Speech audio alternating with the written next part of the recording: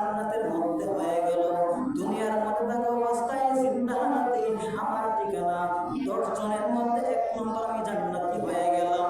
কিন্তু আজকে আল্লাহ পাক রব্বুল আলামিন আমাকে তো দয়া করেছেন, তো মায়া করেছেন, হেদায়েতের পথে কবুল করেছেন, জান্নাতের পথে নিয়ে আসলেন, হেদায়েত আমাকে দান করলেন।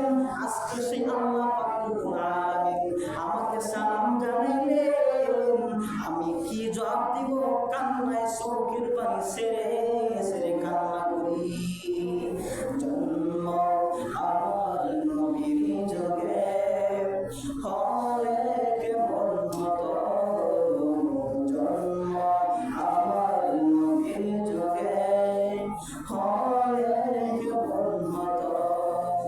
দোনায় রাসূল পাক দেখলে কেমন হতো, দোনায় রাসূল পাক দেখলে কেমন হতো, জন্ম আমার নবীর যুগে হলে কেমন হতো।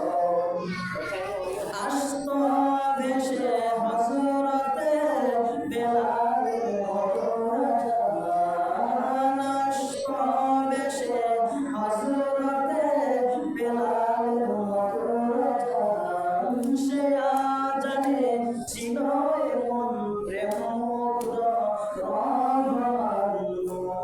আসতো ভেসে হযরতে বেলালের মতো জান, সে আজানে ছিল এমন প্রেমমুগ্ধ রহমান। দয়াল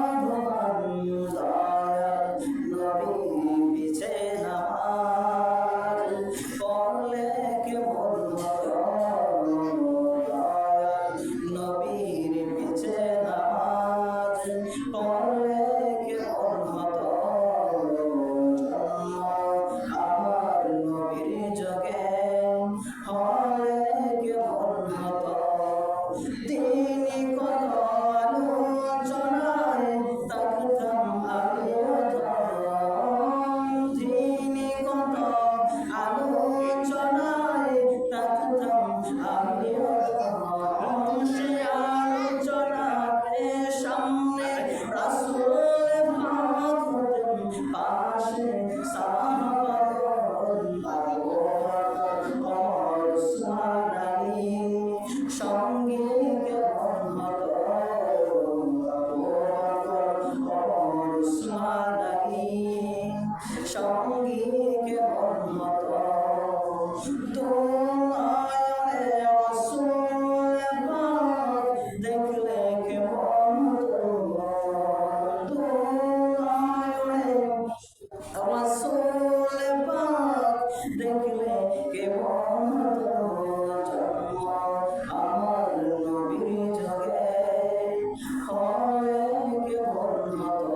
মনে বলতো লাগে আমাদের সমাজের ভিতরে আজকের ওলামায়ে কেরামরা কেন এত অতীত হয়ে গেল, এত আকর্ষণ হয়ে গেল, কেন সাহাবায়ে কেরামের জমানায় পয়গম্বর সাহাবায়ে কেরামদেরকে নিয়ে 1 ঘন্টা আলোচনা করেছেন, 1.5 ঘন্টা আলোচনা করেছেন, কোন সময় 2.5 ঘন্টা আলোচনা করেছেন, কিন্তু সাহাবায়ে কেরামদেরকে উদ্দেশ্য করে কখনো ডেকে বললেন না আমি যে আলোচনা যে করলাম, জান্নাত বয়ানের আলোচনা করলাম, জাহান্নামের কিতাব এই যে বয়ান করলাম, আলোচনা করলাম, দুজনের আলোচনা করলাম, বেহেশতের কিতাব আলোচনা করলাম, এই সমস্ত আলোচনা করার কারণে তোমাদের অন্তর মধ্যে তো ভীত হয়ে গেলাম, এত ভয় ঢুকিয়ে দিলাম, এখন আমাদেরকে কিছু হাদিয়া দেবো না, তোফা দেবো না।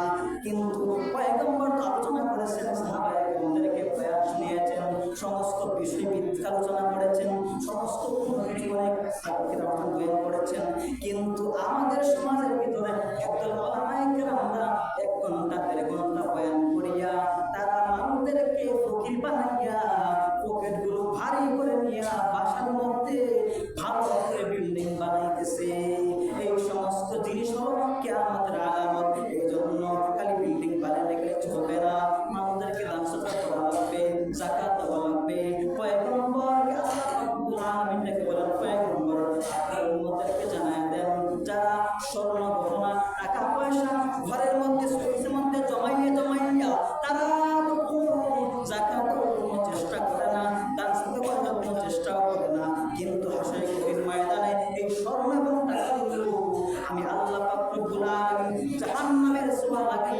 তাদের বডির মধ্যে আমি লাগাইয়া তাদের জীবনকে একবারে ধসে দেব।